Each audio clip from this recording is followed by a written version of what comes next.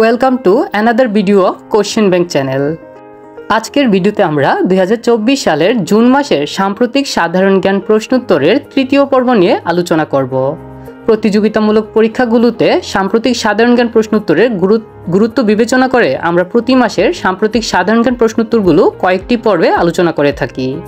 আজকের ভিডিওতে আমরা 2024 সালের জুন মাসের সাম্প্রতিক সাধারণ জ্ঞান প্রশ্নোত্তরগুলো তৃতীয় পর্ব নিয়ে আলোচনা করব।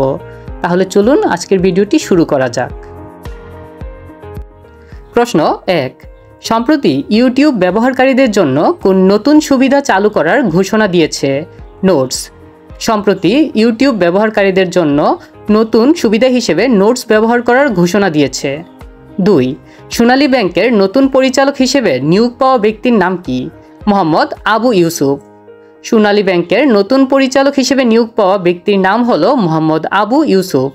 3, সম্প্রতি মধ্যপ্রাচ্যের কোন দুটি দেশ সুদীর্ঘ 8 বছর পর নিজেদের মধ্যে রাজনৈতিক সম্পর্ক পুনঃস্থাপনের লক্ষ্যে আলোচনা শুরু করতে সম্মত হয়েছে? ইরান ও বাহরাইন।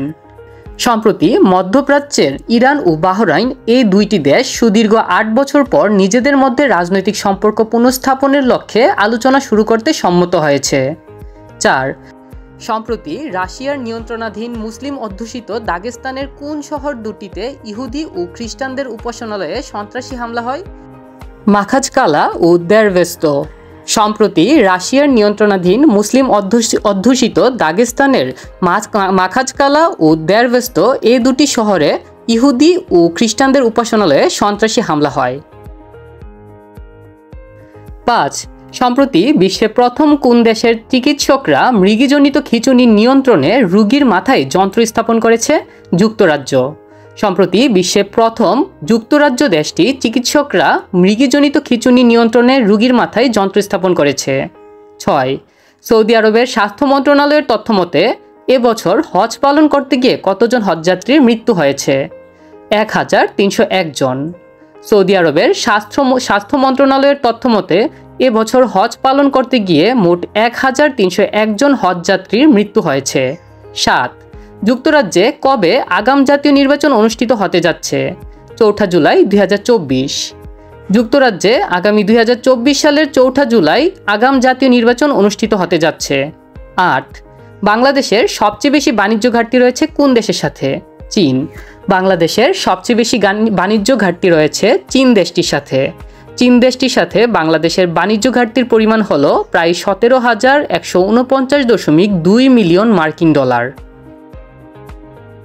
প্রশ্ন 9, 2023-24 অর্থবছরে তৈরি পোশাক রপ্তানির মূল্য কত? 43.85 বিলিয়ন মার্কিন ডলার। 2023-24 অর্থবছরে তৈরি পোশাক রপ্তানির মূল্য হল 43.85 বিলিয়ন মার্কিন ডলার। 10, 2023-24 অর্থবছরে প্রথম 11 মাসে প্রবাসী আয়ের পরিমাণ কত? 2137 কোটি ডলার। 2023-24 অর্থবছরে প্রথম 11 মাসে প্রবাসী আয়ের পরিমাণ হল 2137 কোটি ডলার। 11, বাংলাদেশে সর্বজনীন পেনশন স্কিম সেবক চালু হবে কবে? 1 জুলাই 2025। বাংলাদেশে সর্বজনীন পেনশন স্কিম সেবক চালু হবে 2025 সালের 1 জুলাই। 12, বাংলাদেশে সর্বজনীন পেনশন স্কিম প্রত্যয় চালু হবে কবে? 1 জুলাই 2025। বাংলাদেশে সর্বজনীন পেনশন স্কিম প্রত্যয় চালু হবে 2025 সালের 1 জুলাই। 13, বাংলাদেশ সরকারি কর্ম কমিশন সচিবালয়ের নতুন সচিবকে? আব্দুল্লাহ আল মাসুদ চৌধুরী।